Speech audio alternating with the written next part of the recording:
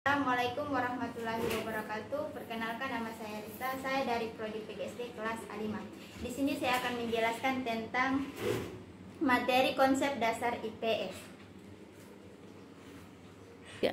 Baik, yang pertama ada konsep-konsep dasar ilmu sosial. Pengertian ilmu sosial menurut Satria dalam struktur disiplin ilmu, baik ilmu sosial maupun ilmu pendidikan. Belum ada ditemukan nama pendidikan IPS sebagai subdisiplin ilmu. Namun demikian, peran ilmu sosial tetap menjadi konten utama untuk pendidikan IPS. Yang kedua ada karakteristik ilmu sosial. Yang pertama, berbagai batang tubuh disiplin ilmu sosial yang diorganisasikan secara sistematis dan ilmiah. Yang kedua, batang tubuh disiplin itu berisikan sejumlah teori dan generalisasi yang handal dan kuat serta dapat diuji tingkat kebenarannya. Yang ketiga, batang tubuh disiplin ilmu sosial disebut juga struktur disiplin ilmu atau fundamental ide.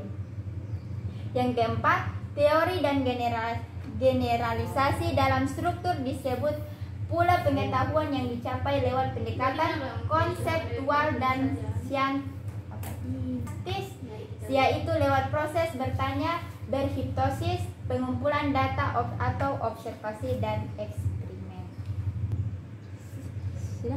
Selanjutnya, materi yang kedua ada konsep dasar sejarah dan konsep dasar geografi.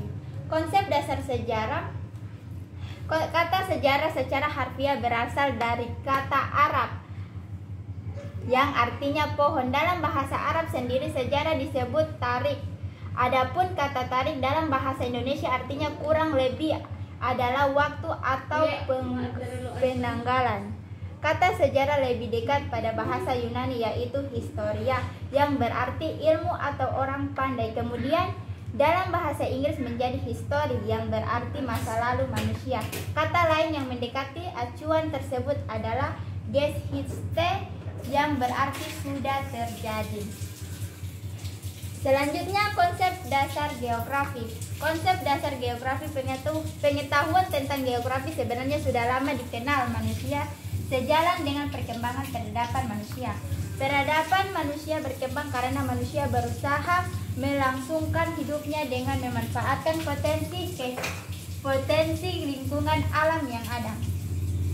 Meskipun demikian, kadang lingkungan alam membatasi manusia dalam berusaha. Inti lingkungan manusia dengan lingkungan alam merupakan bagian penting yang dipelajari dalam geografi. Ya. Selanjutnya, materi ketiga ada konsep dasar ekonomi dan kooperasi. Ekonomi dan kooperasi berkenaan dengan ekonomi ini. Brown dan Brown mengemukakan bahwa ekonomi dapat didefinisikan sebagai studi tentang cara bagaimana manusia melalui pranata memanfaatkan keterbatasan sumber daya modal, sumber daya alam dan tenaga kerja memuaskan kebutuhan materinya.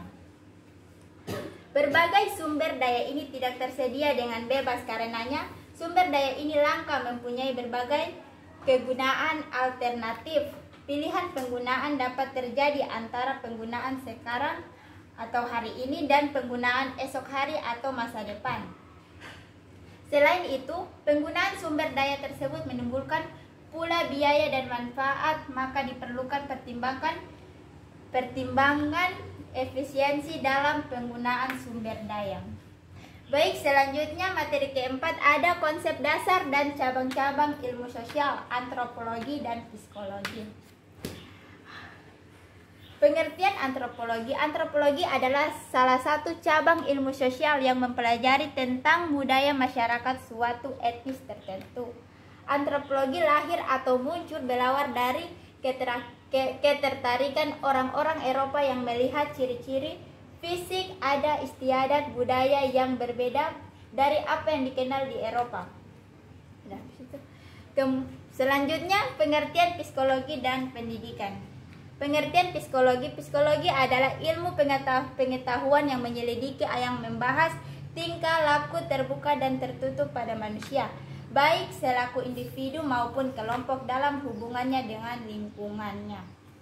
Definisi pendidikan dalam pengertian luas, pendidikan dapat diartikan sebagai sebuah proses dengan metode-metode tertentu sehingga orang memperoleh pengetahuan, pemahaman, dan cara bertingkah laku yang sesuai dengan kebutuhan.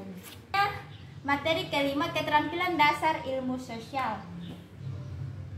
Pertama, keterampilan bertanya.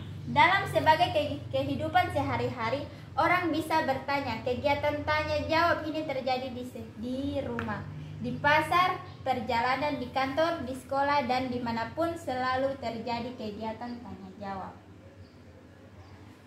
Itu pun hanya orang guru sudah sepatutnya memiliki keterampilan bertanya yang optimal, karena di antara beberapa profesi sebagaimana dikemukakan di atas, gurulah yang paling sering menggunakan pertanyaan dalam tugas mengajarnya setiap hari.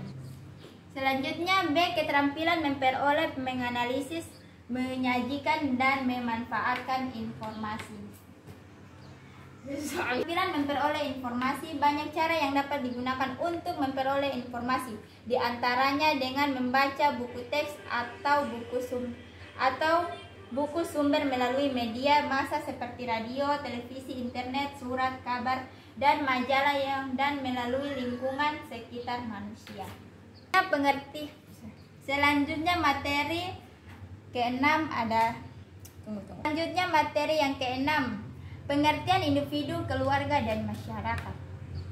Yang pertama, individu.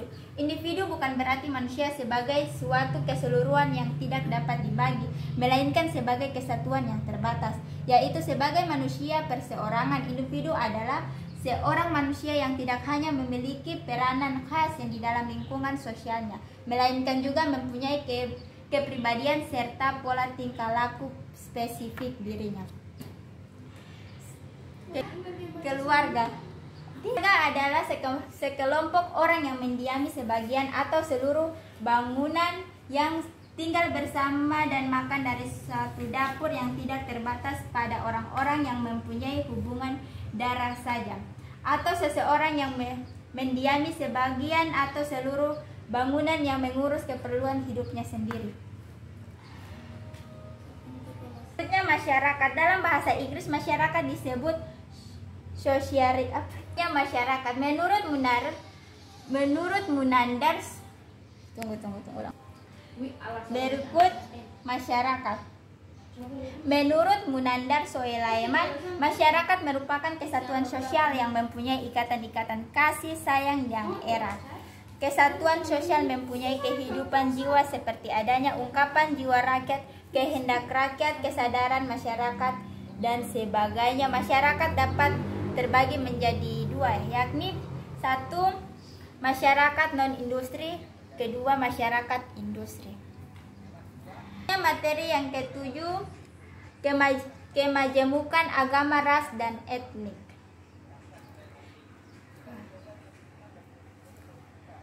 Kemajemukan agama, ras, dan etnik. Selain makhluk individu, manusia juga makhluk sosial yang membentuk kelompok persekutuan hidup. Tiap kelompok persekutuan hidup manusia juga beragam. Masyarakat sebagai persekutuan hidup itu berbeda dan beragam karena ada perbedaan. Misalnya dalam ras, suku, agama, budaya, ekonomi, suatu status sosial, jenis kelamin, daerah tempat tinggal, dan lain-lain. Hal yang demikian kita katakan sebagai unsur-unsur yang membentuk kemajemukan dalam masyarakat. Sudah. Tiga. Demikianlah itu pemaparan dari saya. Lebih dan kurangnya saya mohon maaf. Wassalamualaikum warahmatullahi wabarakatuh.